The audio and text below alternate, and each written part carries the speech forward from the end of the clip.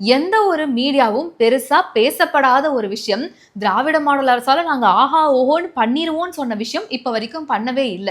அந்த மாதிரியான ஒரு சம்பவம் தான் இப்ப நடந்துகிட்டு இருக்கு. பகுதி நேர ஆசிரியர்கள் தங்களுடைய பணிய நிரந்தரமாக்கி தரணும் அப்படின்னு சொல்லி கடந்த 13 நாளா போராட்டம் நடத்திக்கிட்டு இருக்காங்க. ஆனா, அவங்களுக்கு கிடைச்ச ரிசல்ட் என்ன அப்படிங்கிறத பார்த்தோம்னா, ஒவ்வொருத்தர் மேலயும் அதாவது 223 பேர் கிட்ட போராட்டம் நடத்திட்டு இருக்காங்க. ஒவ்வொருத்தர் மேலயும் வழக்கு பதிவு செஞ்சிருக்காங்க. 2 வழக்குகள்.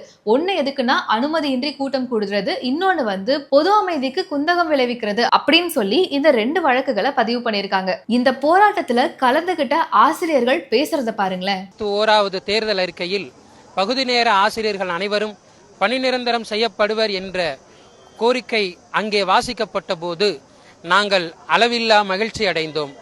ஆனால் இந்த அரசு பொறுப்பேற்று 4.5 ஆண்டுகள் கடந்தும் நாங்கள் இதே பகுதி நேர வாரத்தில் 3 நாட்கள் 12 அரை நாட்கள் மாதம் ஆக 13 ஆண்டுகள் முடித்து 14வது ஆண்டும் இப்படியே நீடிப்போம் என கனவில் கூட நினைக்கவில்லை.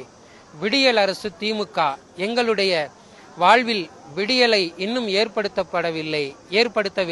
ஈடுபடுற இவ்வளவு ஆசிரியர்கள்ல நிறைய பேரு முதல்வர் கையாலையும் விருது வாங்கினவங்க, பிரதமர் கையாலையும் விருது வாங்கினவங்க, கல்வியில ரொம்ப பெரிய உயரத்தை அடைஞ்சவங்க, கிட்டத்தட்ட எவ்வளவோ மாணவ மாணவிகளை இவங்களுடைய கல்வியின் மூலமா கற்றுக் கொடுத்து ஒரு நல்ல நிலையில உட்கார வச்சிருக்க ஆசிரியர்கள் தான் ஒவ்வொருத்தருமே.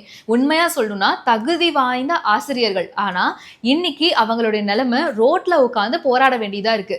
இத பத்தி நம்மளுடைய முதல்வர் பேசுவாரு, ஆசிரியர்களுக்கு முக்கியத்துவம் கொடுப்பாரு அப்படின்ற மாதிரி நிறைய இடங்கள்ல சொல்லியிருந்தாரு.